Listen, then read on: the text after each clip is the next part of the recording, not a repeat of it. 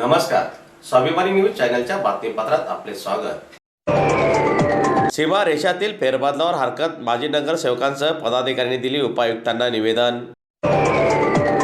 महानगरपालिका निवडणुकीसाठी जाहीर केलेल्या प्रभाग रचना व प्रारूप मतदार यादीत झालेल्या तफावतीवर माजी नगरसेवक कांतीलाल दालवाडेसह पदाधिकाऱ्यांनी हरकती घेतलेल्या असून प्रभाग क्रमांक 5 ची मतदार संख्या 21,890 इतकी होती। मात्र प्रसिद्ध झालेल्या प्रारूप मतदार यादीत ही संख्या 22,846 इतकी दाखविण्यात आलेली आहे। यात 956 मतदारांची वाढ झालेली आहे।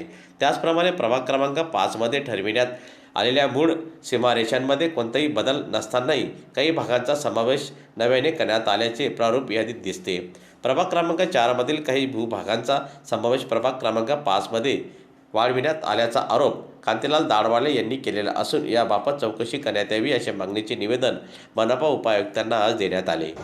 आज दिनांक 1/12/2025 रोजी आम्ही धुळे महानगरपालिकेत उपायुक्त श्री निकम साहेब यांना आमच्या प्रभाग क्रमांक 5 ची हरकत दाखल करण्यासाठी आलो।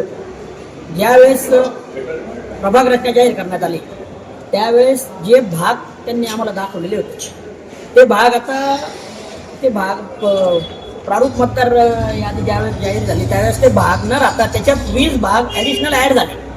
तर ते 20 भाग कशा पद्धतीने ॲडिशनल ॲड झाले व त्याच्यात 965 मतदारही वाढलेले।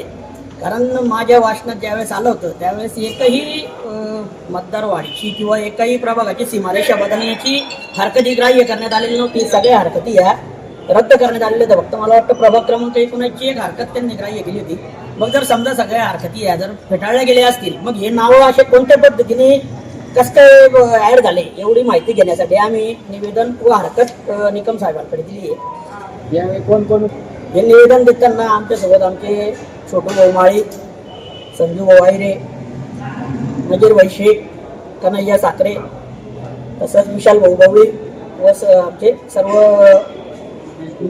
सगळे आमचे